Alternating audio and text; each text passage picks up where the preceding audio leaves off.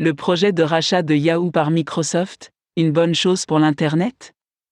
En 2008, Microsoft Corporation a provoqué des remous dans l'industrie en ligne en révélant son projet de rachat de Yahoo Inc. Avec le soutien de Silver Lake Partners, une société privée, Microsoft a proposé à Yahoo une opération de rachat de 44,6 milliards d'euros en janvier 2008. Yahoo a refusé l'offre et a conclu un partenariat de recherche de 10 ans en 2009. Le partenariat Microsoft-Yahoo a permis à Microsoft d'obtenir une part de marché substantielle de 30%, mais a entraîné la chute des actions de Yahoo, qui sont passées de 29 €, avant le rejet de la proposition de 44,6 milliards d'euros, à 15 € en septembre 2011. Depuis le rejet de l'offre de 44,6 milliards d'euros de Microsoft en 2008, Yahoo a vu ses actions chuter jusqu'à 44%.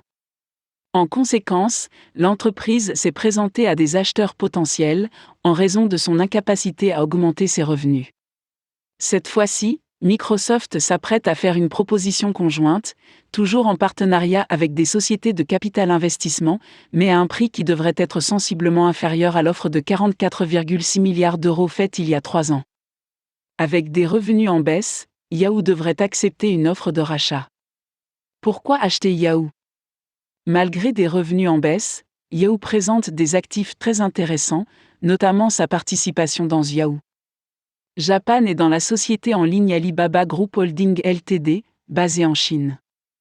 L'intérêt de Microsoft pour Yahoo s'articule notamment autour de son objectif de rivaliser avec Google tout en bénéficiant d'une efficacité opérationnelle et de coûts partagés. Apparemment, Microsoft souhaite prendre Yahoo sous son aile afin d'accroître sa part de marché et de rendre les choses un peu plus difficiles pour son colossal ennemi juré, Google, qui n'a pratiquement pas été contesté pendant des années. Google entre en scène. Les transactions potentielles impliquant Yahoo Inc. s'accumulent et prennent de l'ampleur.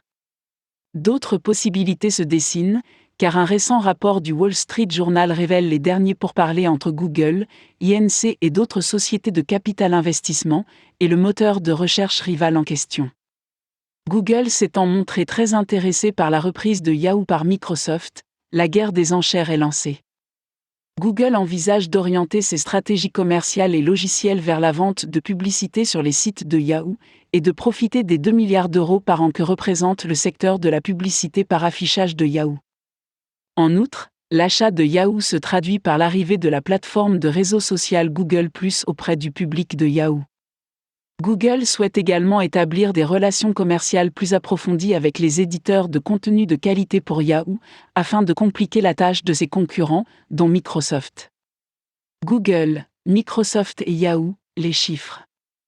Un rapport comme Score d'août 2011 indique que les sites Google détiennent 65,1% des parts de marché en termes de requêtes de recherche.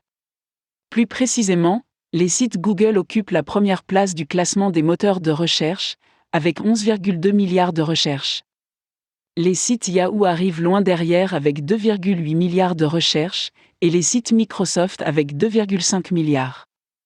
Le Wall Street Sheet rapporte également que les sites Yahoo attirent pas moins de 700 millions de visiteurs chaque mois. Impact de l'accord Microsoft-Yahoo. Dans une analyse de Computerworld, la principale source de nouvelles et d'informations technologiques, on peut lire que Microsoft semble avoir davantage besoin de Yahoo que de Google.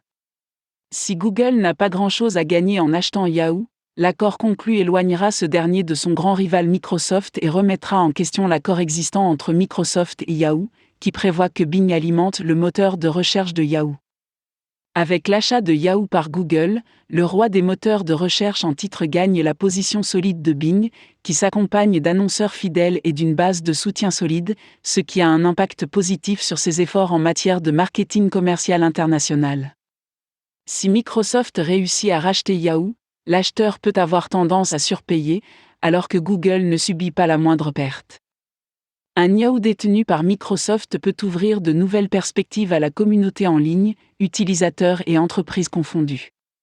Les plus grandes possibilités sont hors de question, étant donné le potentiel de la collaboration entre Microsoft et Yahoo dans la création d'innovations bienvenues pour le secteur. D'un point de vue moins positif, une puissante entreprise détenue par Microsoft peut ouvrir la voie à une concurrence moindre, ce qui peut signifier un monopole du secteur de la recherche en ligne. D'un autre côté, si un accord Microsoft-Yahoo se dessine, ou si Google rachète Yahoo, un examen antitrust peut être imminent. On se souvient qu'en 2008, des problèmes d'antitrust au niveau fédéral américain ont contrecarré le partenariat publicitaire des deux entreprises. En 2009, Microsoft et Yahoo ont signé un partenariat de 10 ans portant sur les moteurs de recherche.